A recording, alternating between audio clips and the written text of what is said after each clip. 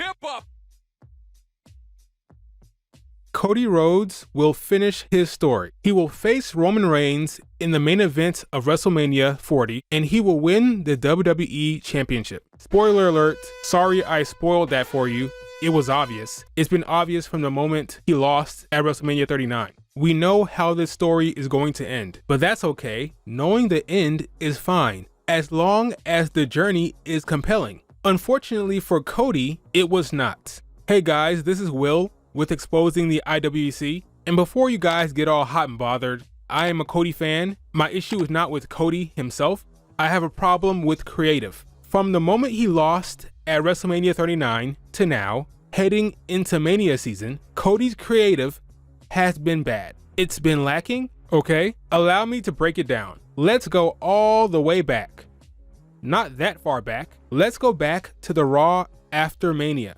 First off the loss to Roman at WrestleMania 39, Cody confronts Roman in the ring. He wants a rematch, but of course, Roman refuses. Frustrated but wanting to fight, Cody Rhodes challenges Roman to a tag match. Roman agrees to the match, but there's a catch. Cody's partner had to have wrestled at WrestleMania, and the person he chooses cannot challenge Roman for the title. That's oddly specific.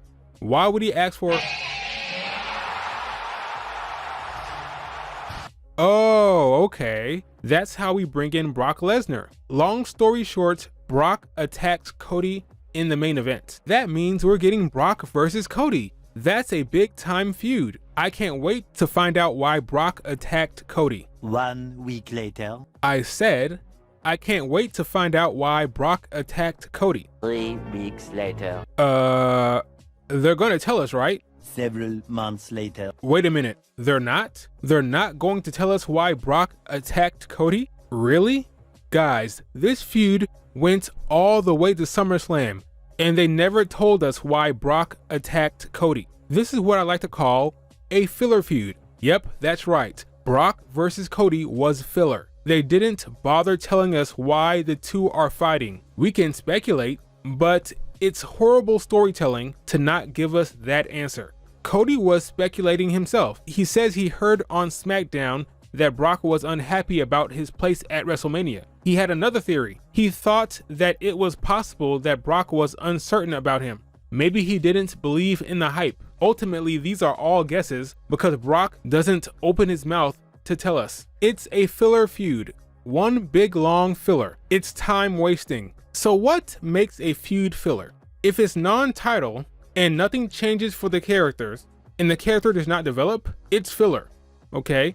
Nothing really changes for Cody after this feud. I'm sorry, but that's the case. Now, some of you might say, what are you talking about, Will? This is Cody going through hard times. This is Cody going through adversity. I mean, Brock broke his arm. Sure, but we don't even know why he's doing it. Why would I be invested in the story when I don't know why it's happening? I don't know why Brock is doing what he's doing. At the end of the feud, why should I care that Brock put Cody over? Why should I care that Brock raised his hand when I don't know why they are fighting to begin with? You can't get invested in the story without character motivation, okay?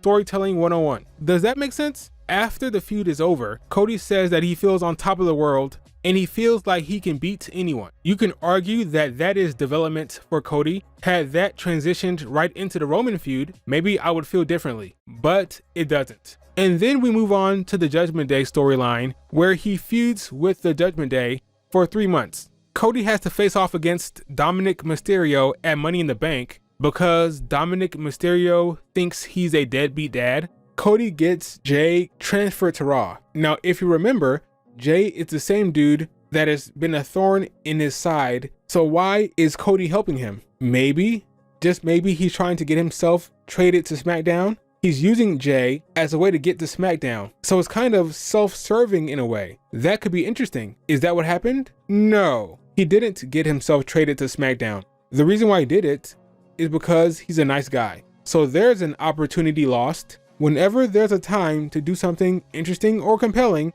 they don't do it. The fact that Cody hardly acknowledges that Jay was part of the reason why he didn't win the title at WrestleMania 39 is frustrating, especially considering Kevin Owens and Drew McIntyre are acknowledging it. Then something happens. Cody and Jay start working as a tag team, and they ultimately take the belt off of the Judgment Day and win the tag team titles together. Maybe Cody Rhodes and Jey Uso will go on a long run. Maybe in between now and Mania season, they'll have Cody Rhodes and Jay in the tag team division. That could be interesting. Could that be a direction? No, it's not. You see, Cody and Jay won the tag team titles at Fastlane and then lost it in less than 2 weeks. Crazy. You see, the real reason why they gave them the tag team titles was to facilitate the stare down between Roman Reigns and Cody Rhodes on SmackDown. If you have the tag team titles, you can pop up on any brand. So they used that as a device to get Cody on SmackDown so they can remind everyone what's actually important, which is the Cody versus Roman feud that will end with Cody finishing his story. Roman Reigns and that belt. Everything else was filler. They gave them the tag team titles just for this moment. Once the moment happened, they lost the belt. Unbelievable. It's crazy, folks. The story is all about Cody defeating Roman. Anything else that is not tied to that is filler and treated like secondary, which leads to this whole entire period, this 9-month period, feeling like filler. They won the tag team titles just to have this face-off. So after seeing different variations of the same match in the main event of Raw, the Babyfaces versus Judgment Day feud ended at War Games. Cody Rhodes called Randy Orton, and Randy came in to help them beat the Judgment Day. So the feud with the Judgment Day came to an end. Why? I don't know. There's no stakes in War Games matches. It ended because of reasons. So now we have Randy Orton, who's back because of Cody. Because Cody called. Are they going to do anything interesting there? No. Cody Rhodes will stay on Raw. Randy goes to SmackDown, leaving Cody to start feuding with Shinsuke Nakamura, a man who just lost a Seth Rollins feud. That's where we're at now. Guys, when it comes to Cody's ultimate goal of tracking down Roman Reigns, all of this is filler.